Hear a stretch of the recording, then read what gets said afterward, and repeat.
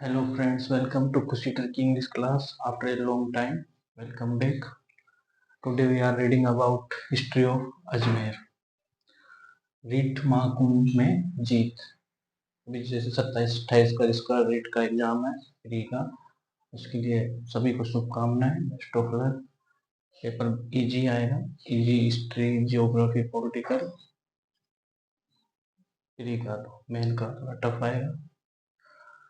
आज की motivation line है, तुम्हारा आसमां सा आकार हो, तुम्हारा हर मुश्किल सपना आसान और साकार हो। तुम्हारा आसमां सा आकार हो, तुम्हारा हर मुश्किल सपना आसान और साकार हो। रीट महाकुंभ में जीत। सबसे पहले तो वीडियो को लाइक और शेयर एंड सब्सक्राइब करें। आपको मेरी मेहनत और ये वीडियो अगर पसंद आते हैं तो। अजमेर का इतिहास, हिस्ट्री ऑफ अजमेर। इसमें चौहानों का इतिहास हम पढ़ेंगे। चौहानों का जो है आरंभ यानी कि शुरुआत में इनकी राजधानी सांबर थी। इसको सपाल दक्ष भी कहते हैं। सांबर यानी कि सपाल दक्ष, वहां से इनकी उत्पत्ति मानी जाती है चौहानों की। तो वहां से ये अजयराज राजधानी को ट्रांसफर करता है सांबर से अजमेर, और 1105 से 1133 तक इसका शासन रहता है। इसके पिता थे पृथ्वीराज प्रथम, सेकंड भी आएगा, फिर तृतीय भी आएगा। इस विग्रहराज फर्स्ट, सेकंड और थर्ड। तो इसके विग्रहराज थर्ड, जैसे अपन विशलदेव आगे बढ़ेंगे, विग्रहराज फोर्थ। तो विग्रहराज थर्ड पृथ्वीराज प्रथम के पिता थे और पृथ्वीराज का पुत्र था अजयराज। इसने अजमेर नगर की स्थापना 1113 में की। इसको कैसे याद करना, देखो अजयराज तो 5, तो 1105। अजय यानी कि 1 और 1 11, 1105। थ्री थ्री कैसे याद करना है इसको, 3 पे खतरा होता है, तो 3 और 3 मतलब खुद भी खतरा हो गया और उसका पुत्र भी इसको खतरे में डाल देता है, यानी कि जगदेव, इसको पितरहंता कहते हैं। अजमेर दुर्ग और तारागुड़ दुर्ग, जिसपे हम कहते हैं गढ़बिटली दुर्ग पर या गढ़बिटली पहाड़ी पर इसका निर्माण करवाया। अजमेर नगर भी बसाया और अजमेर दुर्ग भी बनवाया। राजधानी सांबर से अजमेर स्थानांतरण की, जो कि अपन पहले पढ़ चुके हैं।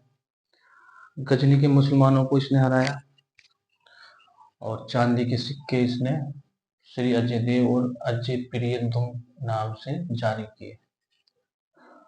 और एक तरफ उस सिक्कों में लक्ष्मी और दूसरी तरफ अजय देव लिखा होता था। इसकी रानी भी सोमलवती, सोमल रेखा, उसने भी खूब चांदी के सिक्के जारी किए। अजयराज ने जीते जी राज्य जो है अन्नराज को सौंपकर पुष्कर में तपस्या करने के लिए चला गया। इन्होंने दिगंबरों व श्वेतांबरों के शास्त्रार्थ की अध्यक्षता भी की थी। दिगंबर और श्वेतांबर जो जैन धर्म के 2 पंथ है, उनके बीच में जो शास्त्रार्थ हुआ उसकी अध्यक्षता भी इन्होंने की। और पार्श्वनाथ एक जैन मंदिर है, उसके लिए इन्होंने एक श्रवण कलश भी दान दिया। तो ये मोटा मोटा एक अजयराज के बारे में है। सॉरी, वो जगदेव जो है अन्नराज की जो है हत्या करता है। तो इस तरह से याद कर सकते हो। देखो इसको, अजयराज का अर्णोराज, तो अजयराज और अर्णोराज दोनों आ गए इसमें। तो इन दोनों की हत्या कर, मतलब इन दोनों में जो इसका पुत्र होता है जगदेव, वो इसकी हत्या करता है। तो अजय और अर्णोराज, अर्णो मतलब और, तो अजय और अर्णो, ये अजय और अर्णो हो गए। फिर इसका जगदेव ने जो है अर्णोराज की हत्या की थी। तो आनाजी भी कहते हैं इनको, अर्णोराज भी। तो इनका शासन 1133। देखो ऐसे याद कर सकते हो ना, 1 और 1 11, तो 11 के टर्म में याद करना। तो 1133 में इसकी हत्या हो गई थी, किसकी, अजयराज की। और 1133 से लेके फिर जब ये मतलब 11 के टर्म में चला तो 11-5-55, जैसे वहां पे किसका पुत्र है भाई, ये अजयराज का, पंजा। 5 से स्टार्ट किया, फिर पुत्र ने 5 पे खत्म किया, 5 और 5 याद करना है वैसे ट्रिक से। 11-37-55 अजयराज का पंजा, अर्णोराज का भी पंजा, फिर दोनों की जो 33 और 55। इसने परम 18 को महाराजा अधिराज परमेश्वर की उपाधि धारण की। 1134 में अर्णोराज व चालुक्य राजा के बीच में राज्य विस्तार यानी सीमा विस्तार के लिए मतभेद हुआ। चालुक्य राजा थे जयसिंह सिद्धराज, फिर दोनों के बीच में संधि हुई। जयसिंह ने पुत्री कांचन देवी का विवाह अर्णोराज के साथ कर दिया। जयसिंह ने कांचन देवी का विवाह जो उसकी पुत्री थी अर्णोराज से कर दिया। फिर 1142 में कुमारपाल शासक बनता है। तो कुमारपाल व चौहानों के बीच में संघर्ष हुआ। तो प्रबंध कोश एक रचना है जिसकी रचयिता है जयसिंह सूरी के अनुसार अर्णोराज की पत्नी दूसरी देवल देवी, एक कांचन देवी एक देवल देवी। देवल देवी कुमारपाल की बहन थी। तो एक दिन चौपड़ खेलते हुए हास्य विनोद कर रहे थे, तो दोनों एक दूसरे की निंदा करने लगे। ये बात उसने जो है अपने पति भाई को बता दी, देवल देवी ने कुमारपाल को। तो कुमारपाल गुस्से में 1145 में आबू के निकट अर्णोराज को हरा देता है। कुमारपाल ने अजमेर में अर्णोराज से संधि कर ली। संधि के बाद अर्णोराज ने अपनी बहन जलहन और हाथी और घोड़े देखकर इसको विदा कर दिए कुमारपाल। अर्णोराज ने तुर्कों मालवा के शासकों को हराया था। जिस तुर्की सेना को एक सुल्तान था बहराम, उसका एक गवर्नर था बाइलिंग, की सेना को हराया था तुर्की सेना को। तो उसका नरसंहार हुआ, उसका खून खराबा जो हुआ उसको साफ या पवित्र करने के लिए इन्होंने झील का निर्माण करवाया। आना सागर 1135 से लेकर 37 के बीच में आना सागर झील, वहां पास में नदी थी, चंद्रा नदी के पानी को रोक के इन्होंने बनवाया। और पुष्कर में ही इन्होंने ब्रह्म मंदिर जो विष्णु का एक अवतार है उसका निर्माण करवाया। अर्णोराज के दरबारी विद्वान थे दो, धर्मघोष और देवघोष। धर्मघोष और धर्मघोष। तो 1155 में जगदेव ने अर्णोराज की हत्या कर दी, इसलिए चौहानों का पितृहंता जगदेव को कहते हैं। वही बात है, जब वो पितृहंता है तो मतलब उसने बुरे कर्म किए तो उसका शासन भी कमी होगा। वही 3 से याद रखो, 3 पे इसने खतरा दिया था, तो इसके लिए भी खतरा साबित हो गया। 1155 से लेके 58 हो गया।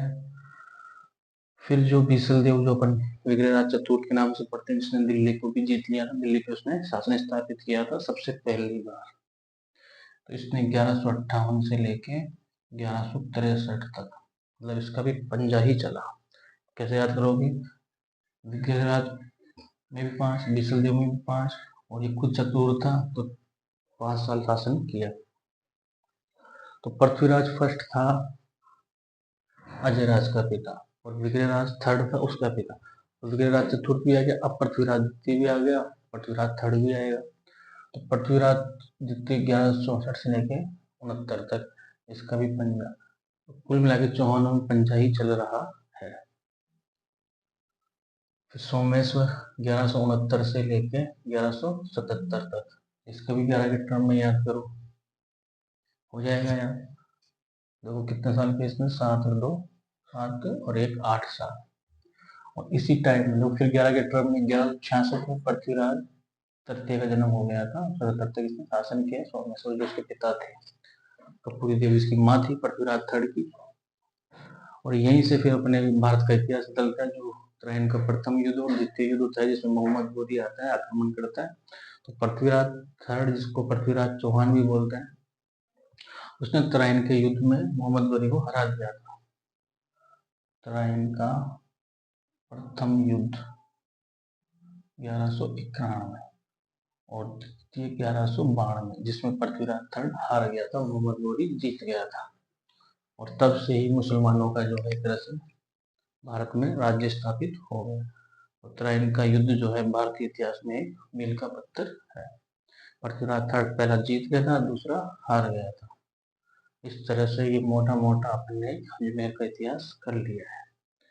आगे अच्छे से और पढ़ेंगे नेक्स्ट वीडियो में। Best of luck.